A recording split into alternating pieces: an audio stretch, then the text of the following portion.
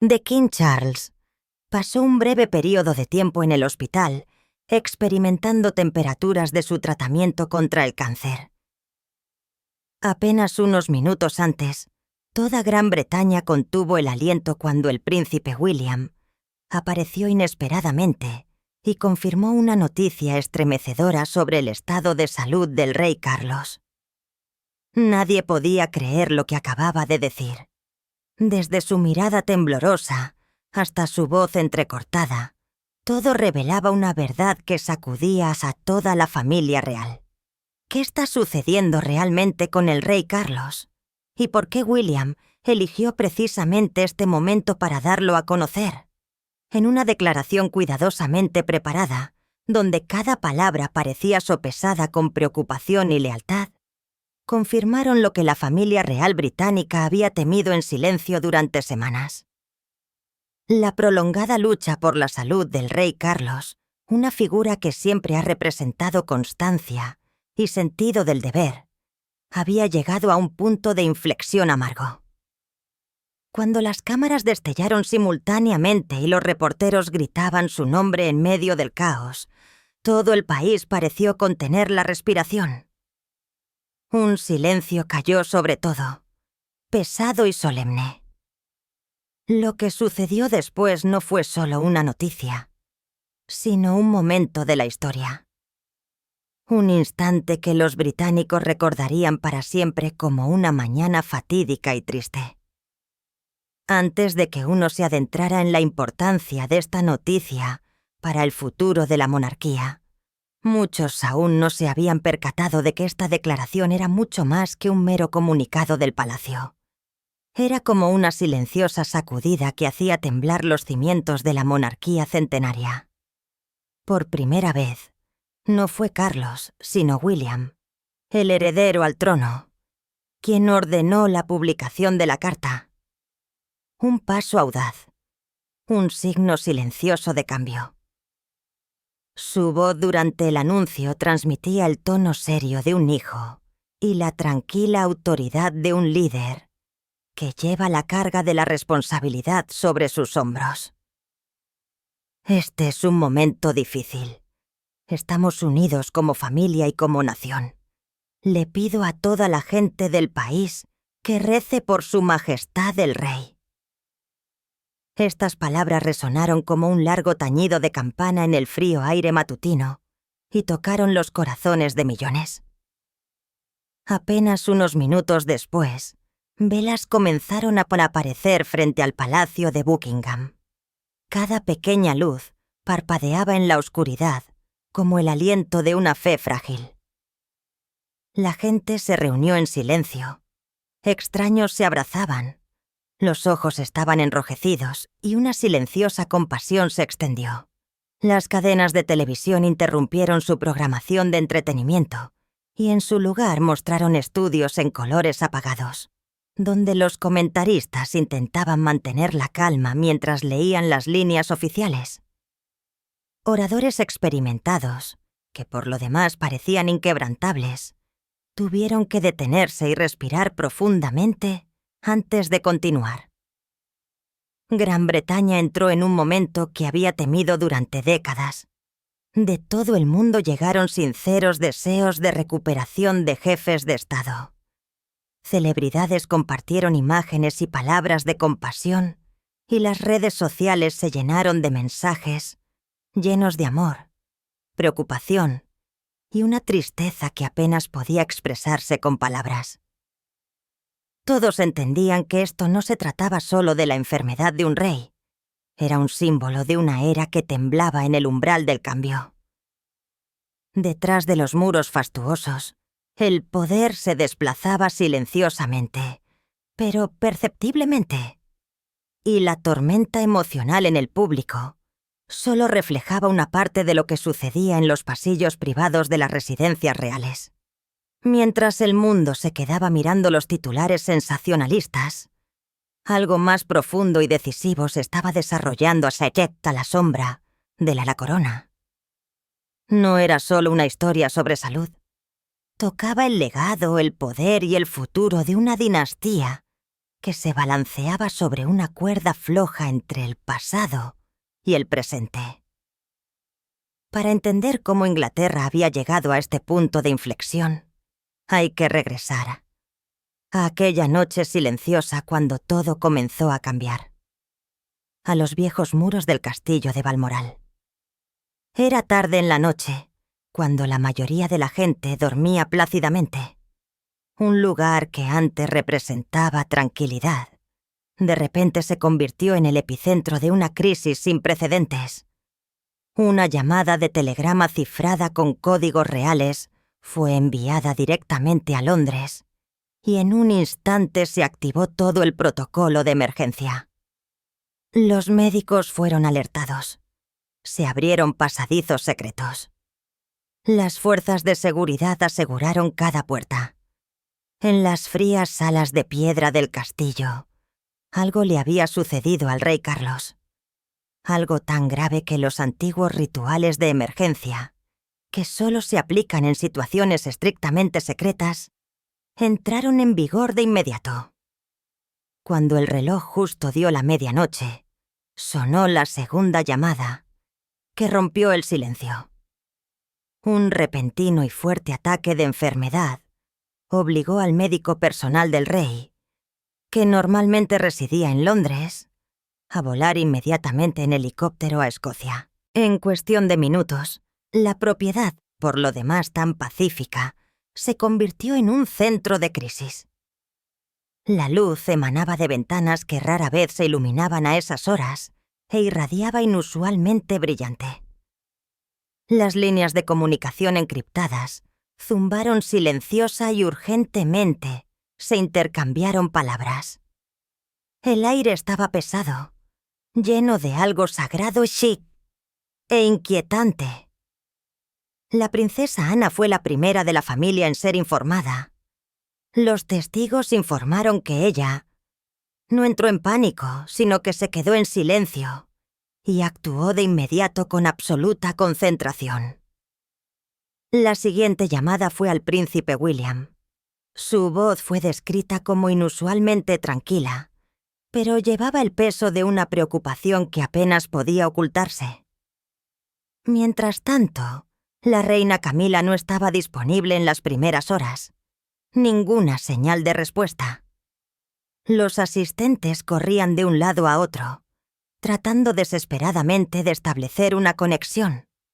En esta densa y tensa atmósfera, su silencio parecía aún más inquietante, como una extraña calma en el ojo de una tormenta de noticias.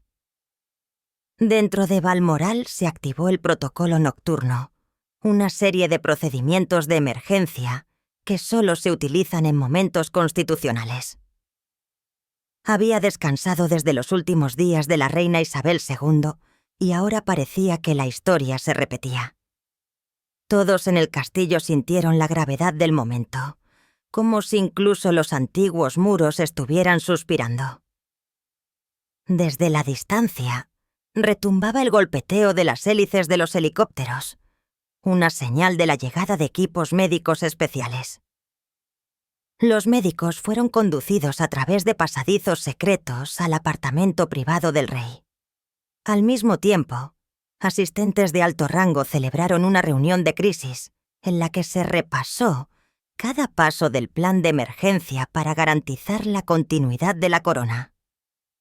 Nadie habló en voz alta. Solo voces bajas, miradas que decían más que palabras. Servidores que habían estado al servicio de la monarquía durante décadas inclinaron la cabeza en oración. El tiempo parecía volverse infinito para ellos. Cada minuto pasaba con el sonido de una pesada expectación. El tic-tac del reloj, el susurro del viento en alguna parte, la respiración apresurada, los que sabían que estaban siendo testigos de un punto de inflexión histórico. Algunos empleados comenzaron a llorar en silencio, no solo por la aguda emergencia médica, sino porque entendían el peso más profundo de lo que estaba sucediendo. Esto no fue simplemente una noche de crisis. Fue un momento que reveló la fragilidad de todo un sistema, Estas lágrimas no solo eran por el rey Carlos, sino también por una era que temblaba al borde del cambio. Un futuro que permanecía incierto en la primera luz de la mañana. Mientras los equipos médicos trabajaban incansablemente en un silencio denso, casi palpable, se formaron dos reacciones completamente opuestas detrás de las puertas cerradas del castillo de Balmoral. Por un lado, consternación. Por el otro, determinación. Apenas unas horas después de la activación de la emergencia, se dice que la reina Camila se retiró de todos. Se atrincheró en su habitación privada, donde la cálida luz de la lámpara doraba las frías paredes de piedra. No atendió llamadas y no recibió asesores. Para aquellos que la habían servido durante años, esto era una visión inquietante e inusual. Una reina que siempre había demostrado fortaleza en público, ahora parecía estar dominada por el miedo y la incertidumbre, tal vez incluso más que eso. Mientras afuera en el castillo reinaba una agitada actividad, el silencio de Camila provocó silenciosos cuchicheos en los pasillos. ¿Se estaba preparando para algo o simplemente estaba en pánico? En algún lugar entre la oscuridad y la luz parpadeante de las velas, su reacción fue lo opuesto a la urgencia ordenada que se extendía por el castillo. Mientras los médicos y los equipos de rescate hacían todo lo posible para controlar la situación, ella optó por el aislamiento, por la distancia de las conversaciones cruciales. Las llamadas desde Londres de altos funcionarios y del equipo de comunicación quedaron sin respuesta. Las invitaciones a las primeras reuniones de crisis fueron rechazadas tácitamente. Algunos conocedores opinaron que no se trataba de resistencia, sino de una especie de parálisis. La reacción de una mujer que se daba cuenta de que su vida y su posición podrían cambiar para siempre, en cuestión de horas. Cuando la noche cayó sobre Escocia, sus temores comenzaron a hacer que sus confidentes comprendieran la magnitud de esta fragilidad. Informaron que Camila caminaba inquieta por su habitación. Sostenía hojas arrugadas en sus manos. A veces lloraba. Las temblorosas letras de borradores que escribía y volvía a romper. Más tarde, los asistentes admitieron que había redactado varias versiones de una declaración personal. Cada una un reflejo de su angustia interna. Quería expresarse, pero no a través del canal oficial del palacio. Quería contar su propia historia, como si sintiera que se avecinaba una tormenta que ya no podía detener. Para muchos, esta escena evocó viejos recuerdos. Algunos empleados susurraron que el comportamiento de Camila en aquella noche les había recordado su reacción tras la muerte de la princesa Diana hace décadas, la retirada de la vida pública, el largo silencio y los rumores que llenaron el espacio resultante.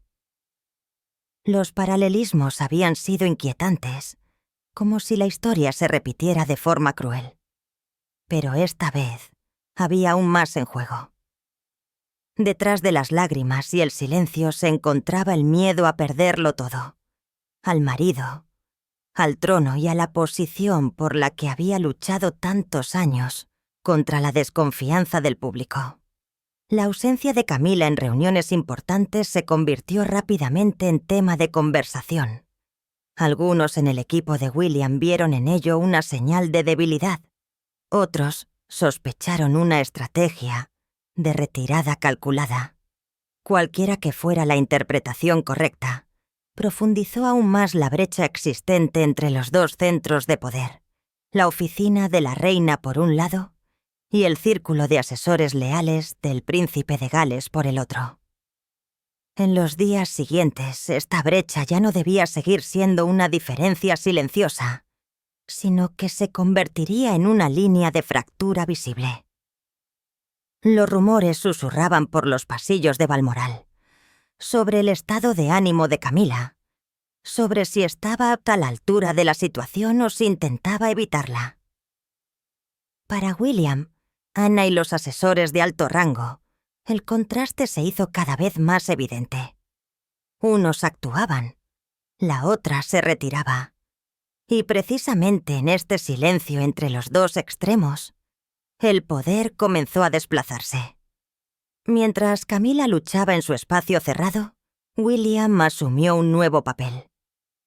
Un papel que de la noche a la mañana cambió toda la dinámica de la familia real. Incluso antes del amanecer, convocó a sus asesores más cercanos en el Palacio de Kensington. A la luz de las primeras horas de la mañana, se vio algo diferente en él. Calma, determinación, una autoridad natural que daba la impresión de que estaba dispuesto a asumir una responsabilidad mayor que él mismo. Los testigos susurraron: «Actúa como un rey». Cada una de sus decisiones hizo callar a los cortesanos experimentados. En medio de la crisis, William no era simplemente el representante.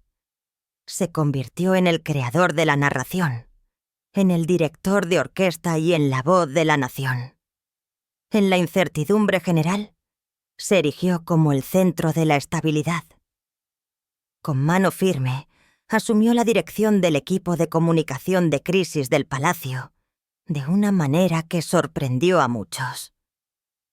En lugar de esperar instrucciones de la oficina de Camila, ordenó a la oficina de prensa que destacara el mensaje de continuidad y confianza. No era solo un intento de tranquilizar a la población, sino también un paso hábil para posicionarse como el centro del poder cambiante. Entre bastidores, William inició conversaciones secretas con miembros del Consejo Privado. Reuniones que tradicionalmente solo se convocan en momentos constitucionales. Los temas fueron planes de emergencia, escenarios tácitos de ¿qué pasaría si? ¿Qué pasa si el estado de salud del rey no se recupera? Aunque oficialmente solo se trataba de reuniones de precaución, la sola presencia de William a la cabeza de la mesa fue suficiente para subrayar el peso histórico de este momento. Los testigos informaron que no mostró ni una pizca de vacilación. En cambio, encarnaba la serenidad de un hombre que había estado preparándose toda su vida para este momento. Pero bajo esta fachada yacían profundos sentimientos, la agitación interna de un hijo y el recuerdo de su difunta madre, que moldeaba silenciosamente sus decisiones. En momentos tranquilos, se dice que William mencionó a la princesa Diana como fuente de inspiración y de amonestación a la vez. Para él, esto no era solo un acontecimiento constitucional, sino un viaje personal, una transmisión de legado impregnada de sangre y memoria. Para los confidentes de Camila, en cambio, lo que estaba sucediendo no era motivo de admiración, sino de preocupación.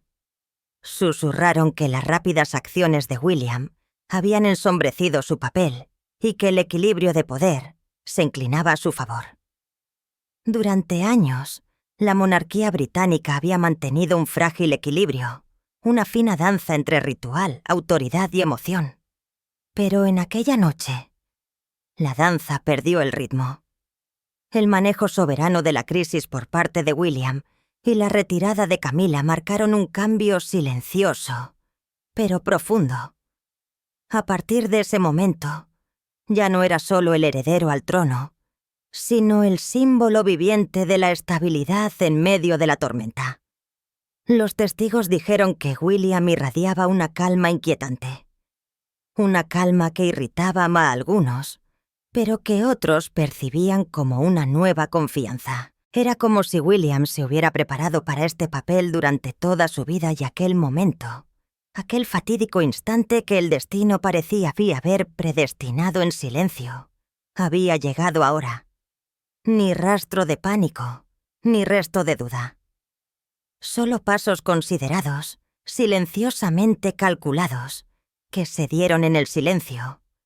en un camino que se abría en la oscuridad de la incertidumbre.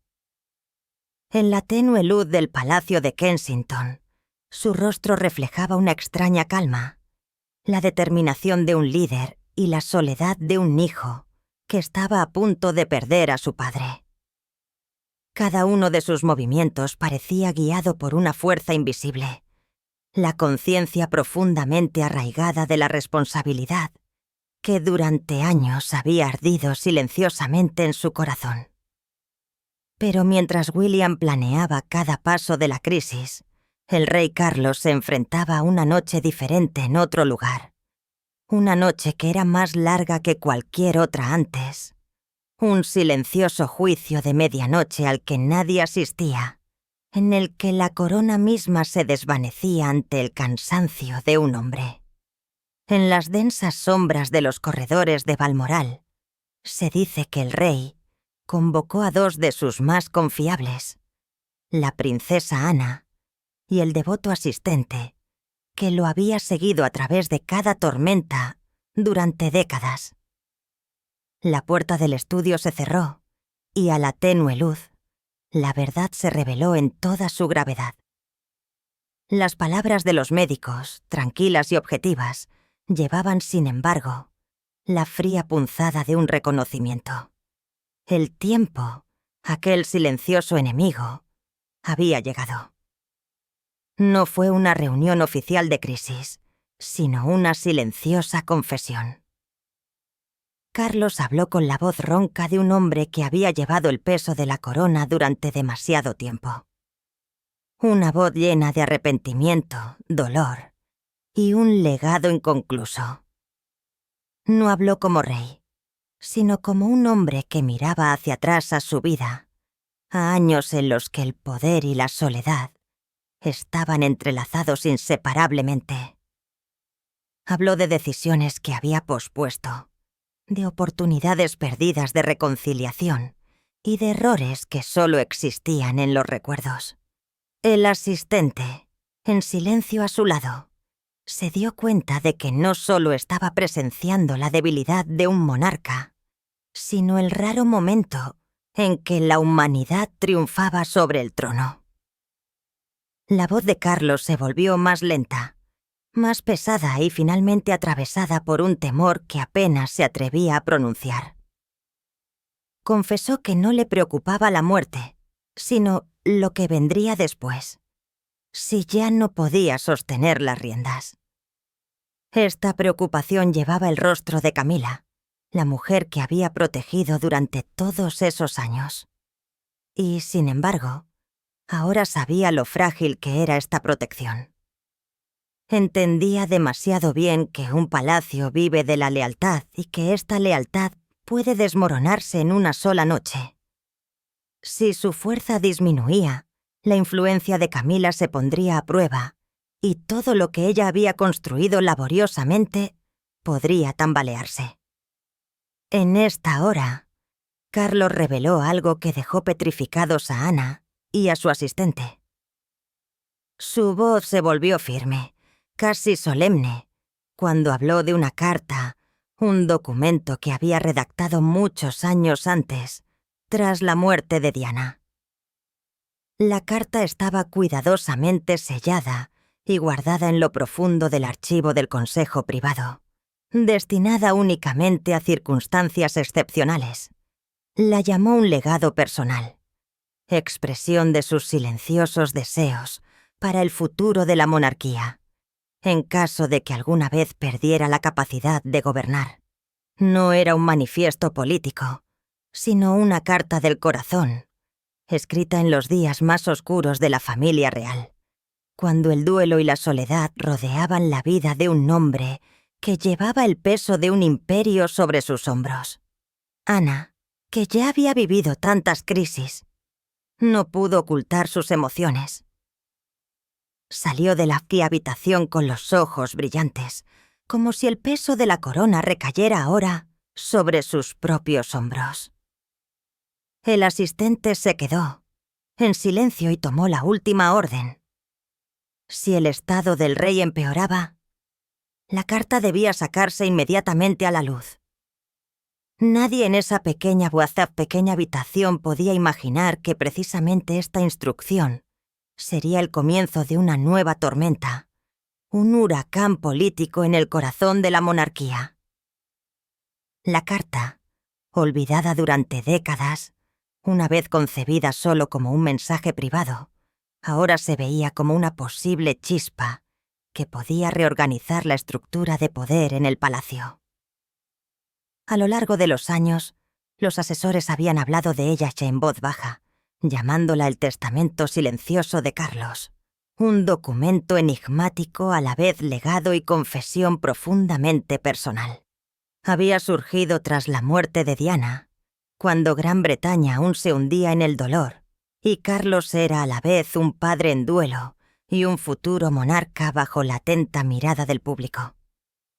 En las líneas manuscritas se esbozó la imagen de una monarquía para el caso de que ya no fuera capaz de liderar, de un reino en el que William debía asumir el papel central mucho antes de lo habitual, para asegurar la estabilidad y la confianza. El lenguaje de la carta era sencillo, pero cada palabra llevaba el peso de la reflexión y el duelo, como si hablara con la historia misma.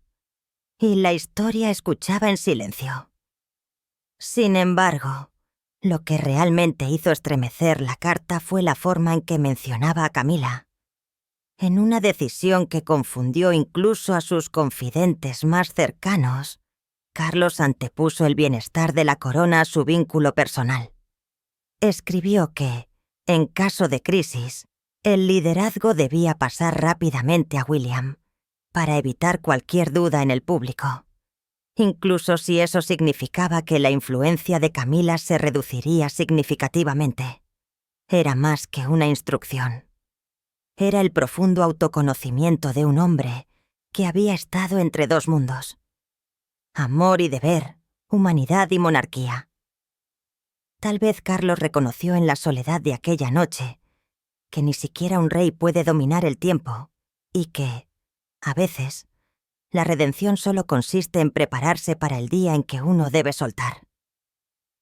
Cuando los más altos asesores echaron un primer vistazo al documento, había una pesadez palpable en el aire, tan densa que se podía oír la respiración de los presentes.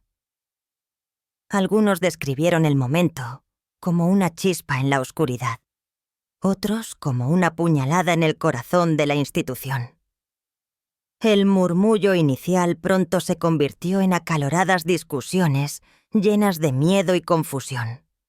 Algunos suplicaron que la carta se mantuviera en secreto hasta que el propio rey Carlos pudiera contradecirla, conscientes del poder explosivo que cada línea podía desatar, no solo para la familia real, sino para la confianza de toda una nación en su monarquía. Pero la mera existencia de esta carta hizo temblar los muros del silencio en el Palacio de Buckingham.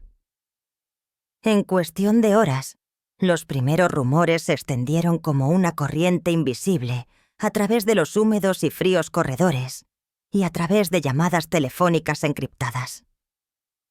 Los nombres más poderosos de la corte compitieron por comprender el verdadero significado detrás de cada línea, la posición de quien sacudiría y la influencia de quien fortalecería.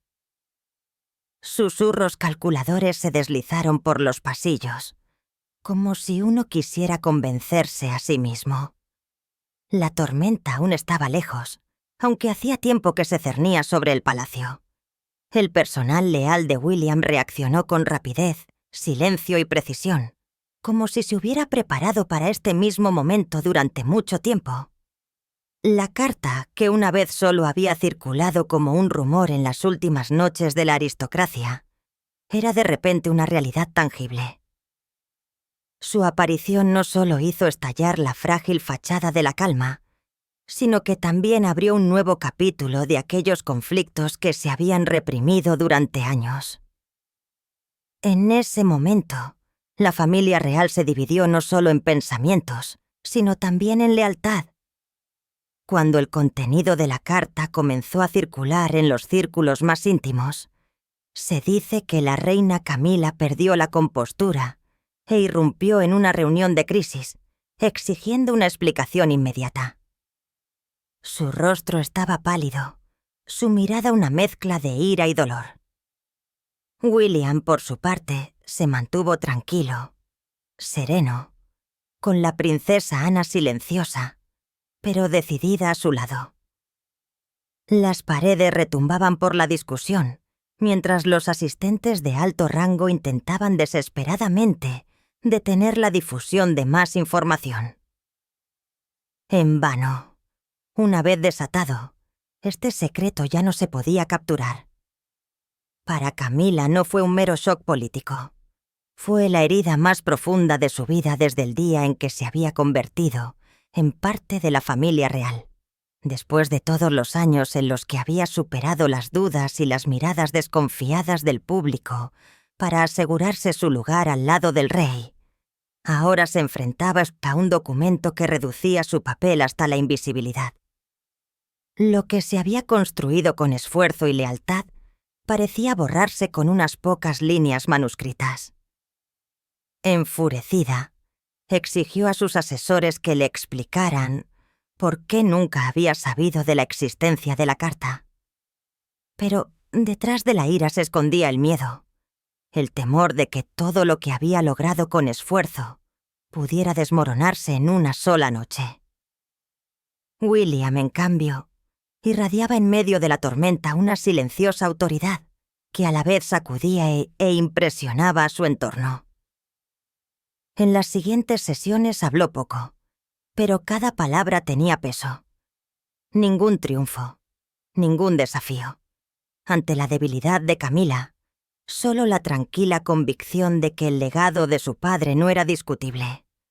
Subrayó que la carta no era una obra de confusión emocional o debilidad, sino el reflejo más honesto de lo que el rey Carlos realmente había querido. En ese momento, muchos comprendieron que el heredero se había convertido en líder.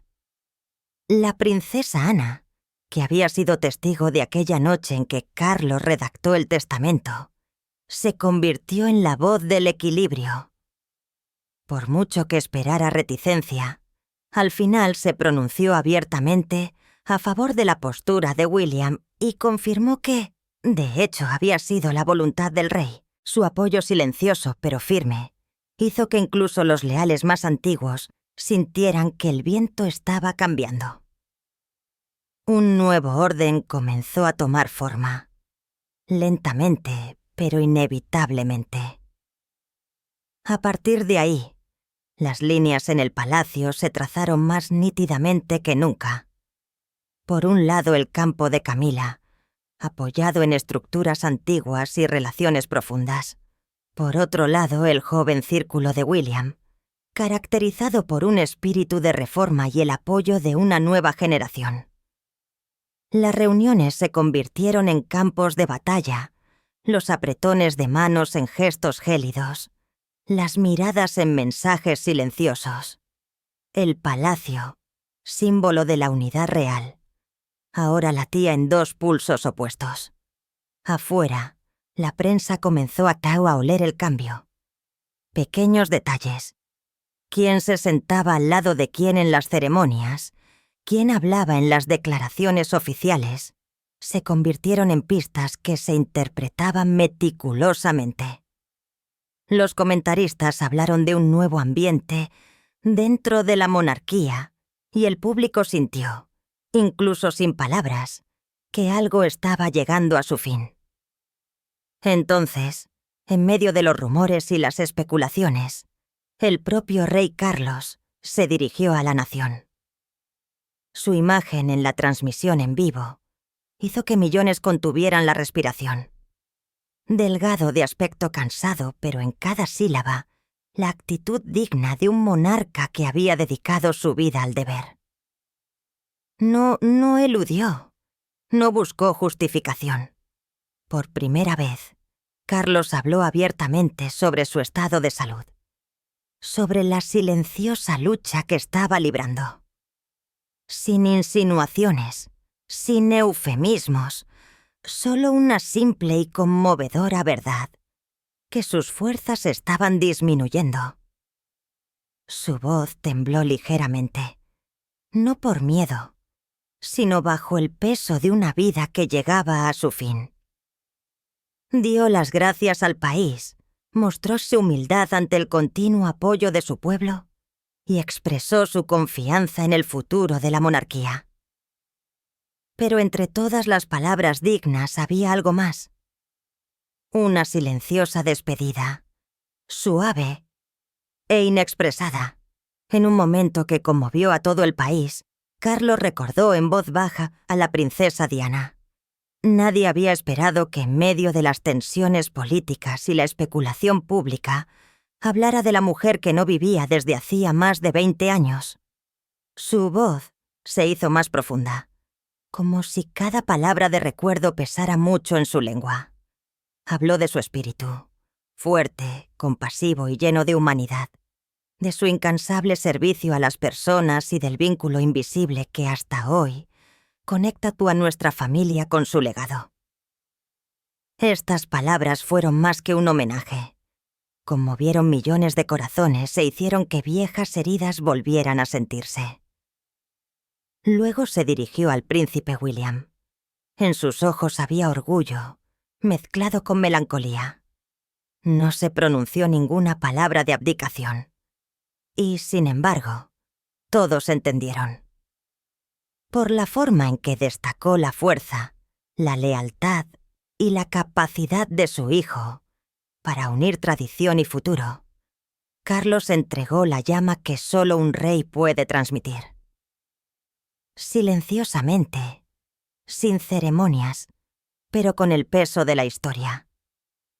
En ese instante, todo el país sintió la transición, silenciosa, tácita, pero de profundo significado. Las reacciones no se hicieron esperar. Frente al palacio de Buckingham se reunieron miles de personas con velas en las manos, cuya luz parpadeaba en la fría niebla de la noche. En ciudades y pueblos de todo el país surgieron vigilias de oración espontáneas. Las redes sociales se llenaron de mensajes conmovedores, llenos de tristeza, gratitud y esperanza. Por primera vez en muchos años, Gran Bretaña tuvo la sensación de enfrentarse juntos a una verdad. No a través de portavoces o comunicados oficiales, sino a través de la voz temblorosa y honesta de un rey que reconocía sus propios límites. Este discurso ya no fue una noticia, se convirtió en un ritual emocional de toda una nación. Mientras tanto, Camila guardó perfecto silencio. Ningún discurso, ninguna declaración personal, solo un breve comunicado del palacio en el que se agradecía al pueblo su participación. Pero precisamente este silencio la convirtió en el centro de atención. Los observadores vieron en ello moderación, o tal vez el dolor de haber sido excluida del momento más decisivo de la regencia de Carlos. Sabía que cada palabra de su marido había sido cuidadosamente elegida y que cada una de ellas había reordenado involuntariamente el equilibrio de poder en el palacio. Historiadores, comentaristas y medios de comunicación coincidieron. Este discurso no solo fue conmovedor, sino histórico. Marcó un punto de inflexión, una transferencia de poder que no se consumó a través de la corona o la ceremonia, sino a través del sentimiento y la confianza. La voz de un padre allanó el camino para la siguiente generación, no a través de un decreto, sino a través del reconocimiento público del papel de su hijo en el futuro de la monarquía. Mientras el país estaba unido en compasión y melancolía, las piezas de ajedrez del poder comenzaron a desplazarse detrás de los viejos muros de piedra. La salud de Carlos siguió siendo frágil, pero la influencia de William crecía día a día.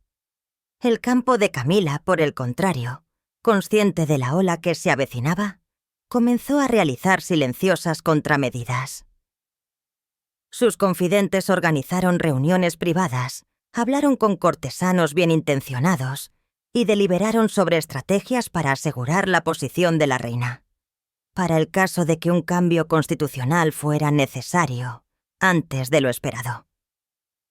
Ya no eran meras conversaciones, sino un auténtico juego de poder librado en las sombras, donde cada palabra susurrada podía convertirse en un arma política.